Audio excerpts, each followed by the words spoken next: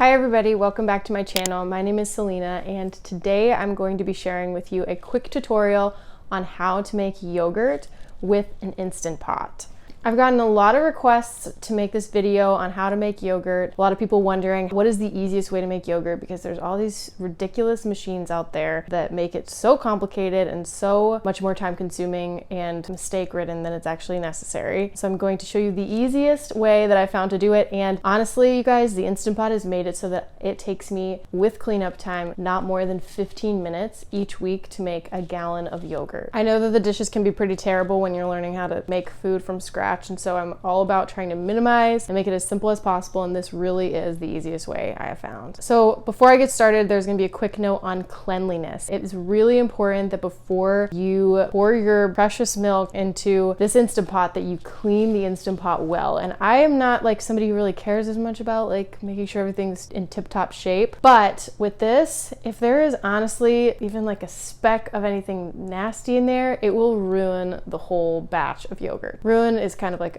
a strong word. You can always skim off any mold that happens to grow in it, but it's really not ideal, and you don't want to feel like you need to skim anything off at the end. You want it to be good. So make sure that everything's clean. Make sure that the spoons you use have been cleaned. And if you're not sure if they've been cleaned, I would actually really recommend cleaning it again. It's not trying to be overkill, but seriously, it will. These cultures are so sensitive that if the pot isn't clean, you will end up with ruined yogurt. And before we get started, I'm going to timestamp this video so that you can skip along to the main portion, the recipe, if that's all you're looking to get from this video. But I do want to make a quick note about the quality of the dairy and this whole idea of like lactose intolerance, as well as sharing what I think is the biggest myth when it comes to dairy and all these people having lots of sensitivities with it lately. I want to kind of bring some clarity to that. Skip ahead if you need the tutorial, but let's jump in. Okay, so my first point on sourcing high quality dairy. This is not easy. I have helped several people do this in different areas of the country, and honestly, depending on where you live, this can be very challenging. I live in an area that is pretty much impossible because it's illegal to sell raw milk in the state that I live in, but that's what you're going for. You're going for raw milk, meaning that it hasn't been heat treated. So unpasteurized raw milk. If you can find a good local farm that doesn't do this to their milk, it's going to be the best. If you can't find that and all you can find is some kind of level of pasteurized milk, try to find vat pasteurized milk or large batch pasteurized milk, because that will be a lot better than ultra high pasteurized milk. You're also going to look for organic. You want to make sure that the food that the cows were eating wasn't sprayed with pesticides. And then you're also going to look for grass-fed. Obviously, you're looking for the grass that the animals were eating to not be sprayed with pesticides, but that they were actually eating grass. So that means no corn, no GMO soy, no wheat, trash, no Skittles. Yes, I've actually heard that there are some industrial farms that actually will feed their cows the extra candy that our food system is making in surplus, ends up having to get trashed. They will actually feed this to their cows, and this causes them to be very sick and then to need antibiotics, which is my next point, to make sure that the cows that you are buying milk from have not been treated with any kind of antibiotics, because in the same way that when a mother has been taking antibiotics, it actually will affect her baby. You're drinking this cow's milk. If they have been doused with any amount of antibiotics, it ruins the beneficial microbes that are present in the milk naturally. My second point is lactose intolerance. So here's the thing with lactose intolerance. A lot of people are becoming lactose intolerant for reasons that people are completely misunderstanding. A lot of people will think people reacting to dairy, people having reactions, is because dairy shouldn't be consumed by humans, because humans should eat plants. If you're looking for any vegan advice, this is not the channel for you. The idea behind a lot of people's lactose intolerance is that it's actually because the milk or the cheese or the butter or whatever kind of dairy you're buying at the store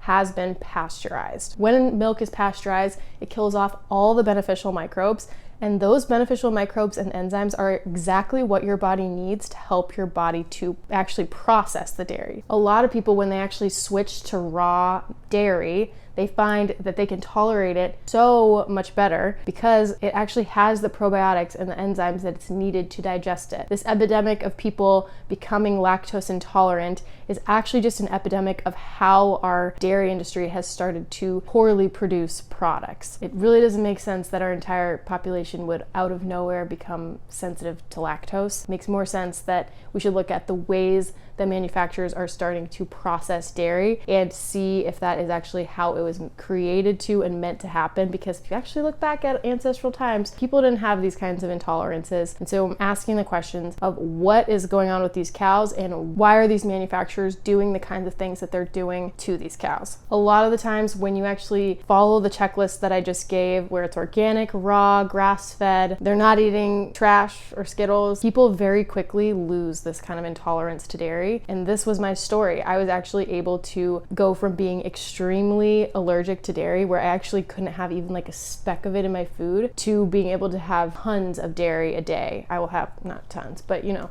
I'll have probably like a quart or even 2 quarts a day of dairy, and I have no problem with that at all. I attribute a lot of it to the shift in the quality of the dairy that I was sourcing. Okay, moving on to what I think the biggest myth is about dairy, and that is that dairy is inflammatory. And if your gut isn't healed and you are not able to tolerate this dairy, that is one thing. But a lot of the times, as people repair their gut microbiome, as they slowly introduce fermented foods and they heal and seal that gut lining, the inflammatory response to dairy goes away, because the inflammatory response is actually more commonly a reaction to toxins in the body, potentially the intake of toxins through the food that you were eating or through the kind of dairy you were sourcing. But most of the time, the inflammatory response isn't from the actual dairy itself. If you actually go back and realize that our ancestors ate dairy, people drank milk for centuries and centuries without it having these inflammatory responses, without having all these autoimmune conditions. I look more to the environment that we're in right now and how toxic our lifestyles are, putting a heavy burden on our body to have to detox and process all of that. More often than not, this inflammatory response is actually a detox reaction, where you're introducing a healthy microbe into your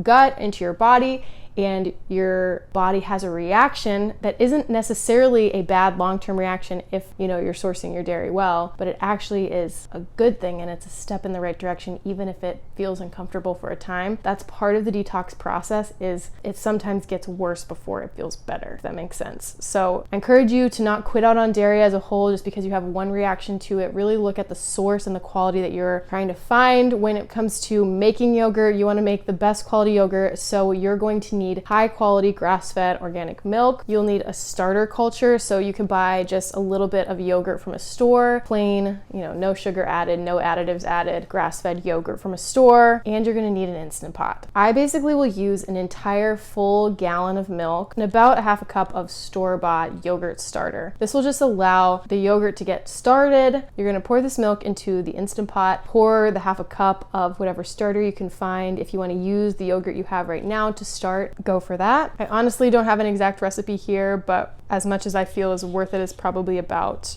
a half a cup. Then you're going to press the yogurt button. You're going to press the ferment for 24 hours button. That just ensures that all the lactose has actually been pre-digested, allowing it to be even more beneficial to your body and more tolerable to a lot of people's gut microbiomes, especially as they're healing. This is what's required on the GAPS diet. And then after all is said and done, you're just going to jar this up. I tend to make a little bit of a mess when I jar things up, and so make sure that you have some towels ready. Use a funnel if you need to, if that's helpful. Please leave a comment below if you have a yogurt fail story, because I have plenty of those and I'd love to hear yours. This method is pretty much bulletproof as long as you're keeping things clean and sourcing things well. I will link the Instant Pot below for your reference. Please like and subscribe for more nutritional and emotional healing content like this. It is my passion to walk alongside people as they heal and grow. It inspires me and hopefully brings encouragement to you. Thanks for watching.